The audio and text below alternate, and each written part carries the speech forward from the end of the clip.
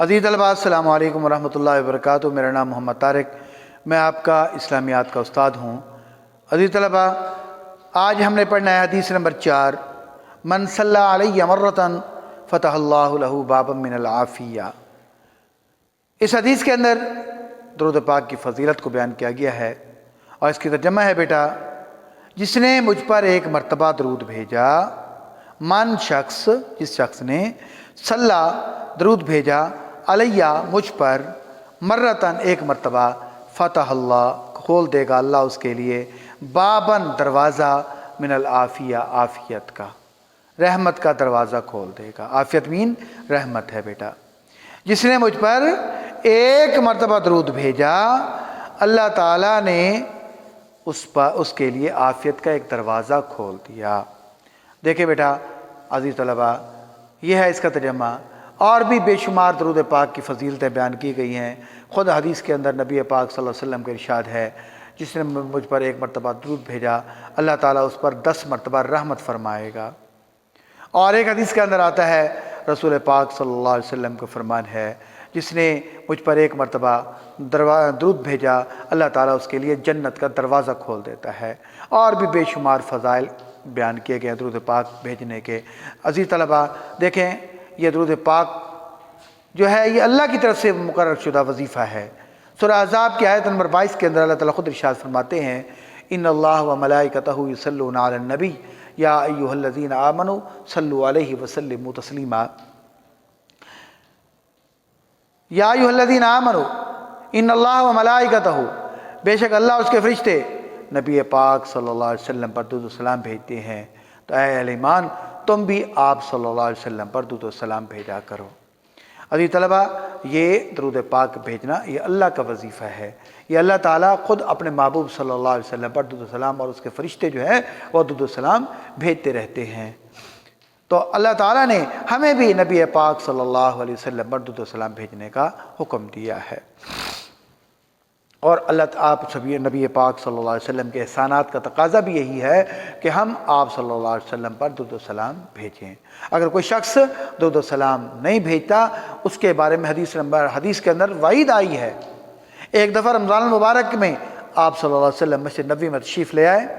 حدیث طویل ہے، میں مختصر کر دیتا ہوں۔ آپ صلی اللہ علیہ وسلم مسجد نبوی میں تشریف لائے، اور آپ صلی اللہ علیہ وسلم کا ممبر مبارک رکھا ہوا تھا۔ آپ صلی اللہ علیہ وسلم نے پہلی سیڑھی پر پاؤں رکھا، فرمایا آمین۔ دوسری سیڑھی پر پاؤں رکھا، فرمایا آمین۔ پھر تیسری سیڑھی پر پاؤں رکھا، تیسرے زینے پر پاؤں رکھا، فرمایا آمین۔ صحابہ کرام رضوان اللہ تعالی اجمعین پر حیران ہو گئے کہ آپ صلی اللہ علیہ وسلم کیوں زور سے آمین کہتے جا رہے ہیں۔ تو پھر آپ صلی اللہ علیہ وسلم نے صحابہ کرام کی اس پریشانی اور کنفیوژن کو دور کرنے کے لیے پوچھا، اے صحابہ میں نے آمین کیوں کہا؟ صحابہ کرام نے عرض کیا، واللہ عالم، اللہ برسولہ، اللہ اور اس کے رسول جانتے ہیں، رسول اس کے رسول جانتے ہیں، ہمیں نہیں معلوم کہ آپ نے کیوں آمین کہا۔ تو آقا انعامدار صلی اللہ علیہ وسلم نے فرمایا کہ ابھی میرے پاس جبرائیل امین علیہ السلام آئے تھے، اور انہوں نے 3 بد دعائیں کی ہیں اللہ کی طرف سے لے کر آئے تھے، جس پر میں نے آمین کہا۔ دیکھو اللہ کے نبی صلی اللہ علیہ وسلم نے ساری زندگی کسی کے لیے بد دعا نہیں کی، لیکن 3 مواقع ایسے ہیں جن پر اللہ کی طرف سے بد دعا آئی ہے، اور آقا انعامدار صلی اللہ علیہ وسلم نے آمین فرمایا ہے۔ پہلے نمبر پر یہ کہ رمضان کا مہینہ آئے اور نوجوان روزے رکھ کر اپنے گناہوں کی بخشش نہ مانگ سکے تو وہ شخص ہلاک اور برباد ہو جائے، اللہ تعالیٰ نے فرمایا، تو آپ صلی اللہ علیہ وسلم نے فرمایا آمین۔ روزے کے بارے میں یعنی روزہ جان بوجھ کر نہیں چھوڑ سکتے، اگر تکلیف اور عذر ہے تو پھر بات ہے، لیکن روزے کو چھوڑنے کے بغیر عذر کے روزہ چھوڑ دینا کہ میں بھوکا مر جاؤں گا، پیاسا مر جاؤں گا، تو اللہ کے نبی صلی اللہ علیہ وسلم اللہ کی طرف سے یہ لعنت آئی ہے کہ بد دعا یہ ہے کہ وہ شخص ہلاک اور برباد ہو جائے جو جوانی ہو اور روزہ بھی نہ رکھے اور وہ اپنے گناہوں کی بخشش نہ کر سکے، مانگ سکے، تو وہ شخص ہلاک اور برباد ہو جائے۔ دوسری بد دعا یہ تھی کہ جس شخص کے والدین بڑھاپے میں چلے جائیں اور وہ ان کی خدمت کر کے جنت حاصل نہ کر سکے، وہ شخص بھی ہلاک اور برباد ہو جائے۔ تو اللہ کے نبی صلی اللہ علیہ وسلم نے فرمایا آمین۔ یعنی قرآن نے کہا وَوَصَّيْنَا الْإِنسَانَ بِوَالِدَيْهِ احسانا، ہم نے تمہیں والدین کے بارے میں حسن سلوک کی ہدایت کی ہے، وصیت کی ہے۔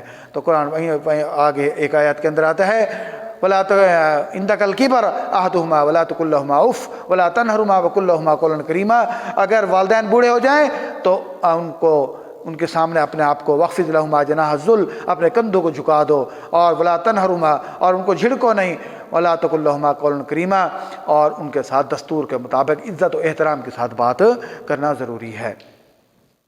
اور تیسری بد دعا یہ تھی کہ آپ صلی اللہ علیہ وسلم کو فرمایا گیا کہ اگر آپ کا نام نامی آئے، اگر کوئی شخص آپ صلی اللہ علیہ وسلم پر درود و سلام نہ پڑھے تو وہ شخص بھی ہلاک اور برباد ہو جائے۔ تو آپ صلی اللہ علیہ وسلم فرمایا آمین، یعنی درود پاک اگر کوئی شخص نہیں پڑھتا، آپ صلی اللہ علیہ وسلم کا نام آئے اور اس کے سامنے وہ درود پاک آپ صلی اللہ علیہ وسلم پر نہ پڑھے تو وہ شخص بھی کیا ہو جائے، ہلاک اور برباد ہو جائے۔ تو یہ بھی حدیث کے اندر درود پاک نہ پڑھنے کی کیا آئی ہے، وعید آئی ہے۔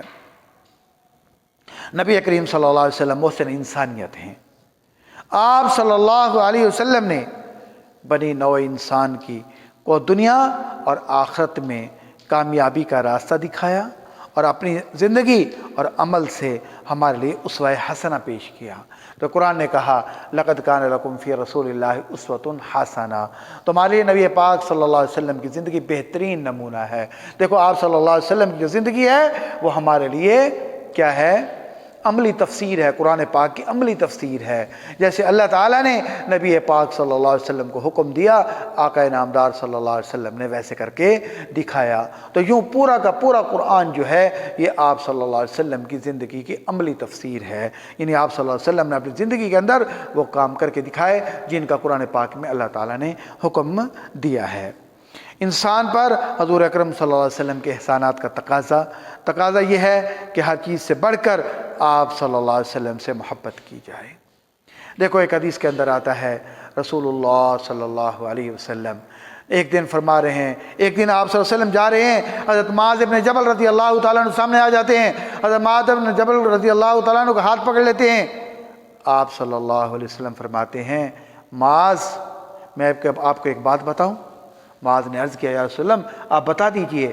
آپ صلی اللہ علیہ وسلم فرمایا اے معاذ میں تجھ سے بے پناہ محبت کرتا ہوں، مجھے آپ سے بے پناہ محبت ہے۔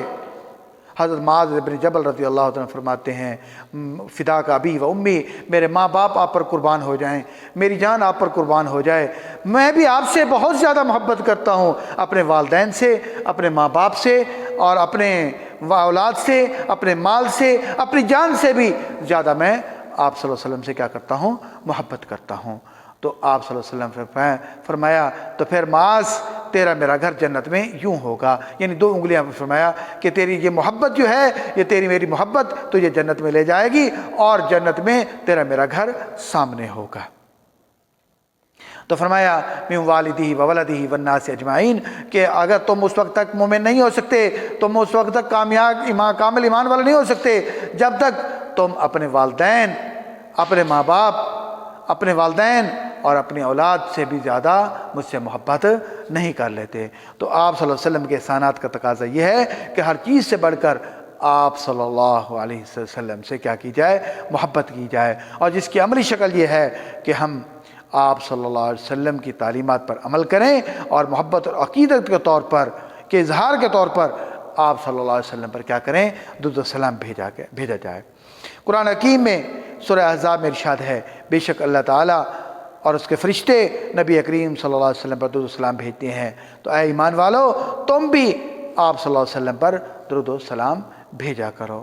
اس سے ظاہر ہوتا ہے حضور اکرم صلی اللہ علیہ وسلم پر درود بھیجنے کی ہمیں اللہ کی طرف سے تاکید کی گئی ہے، اللہ کی طرف سے حکم دیا گیا ہے۔ اور درود بھیجنے کا صلہ بیٹا یہ بہت بڑا ہے۔ درود بھیجنے کا صلہ خود نبی کریم صلی اللہ علیہ وسلم نے اس حدیث کے اندر بیان فرما دیا کہ جو مجھ پر ایک دفعہ درود بھیجے گا اللہ تعالیٰ اس کے لیے عافیت کا ایک دروازہ کھول دے گا، اور لکھا ہے حدیث کے اندر کہ اللہ تعالیٰ اس پر 10 مرتبہ رحمت فرمائے گا اور جنت کا دروازہ اس کے لیے کھول دیا جاتا ہے۔ تو دعا ہے اللہ تعالیٰ ہمیں آپ صلی اللہ علیہ وسلم پر درود و سلام پڑھنے کی توفیق عطا فرمائے۔ اور اگر عزیز طلباء یہ تھا آج کا ہمارا لیکچر جو ہم نے پڑھا کہ آپ صلی اللہ علیہ وسلم پر درود و سلام حدیث نمبر 4 کا۔ تو اگر کوئی بات سمجھ نہ آئی ہو تو آپ مجھے کال کر سکتے ہیں، واٹس ایپ کرتے ہیں، میسج کر سکتے ہیں تاکہ میں آپ کی بہتر رہنمائی کر سکوں۔ السلام علیکم ورحمۃ اللہ وبرکاتہ۔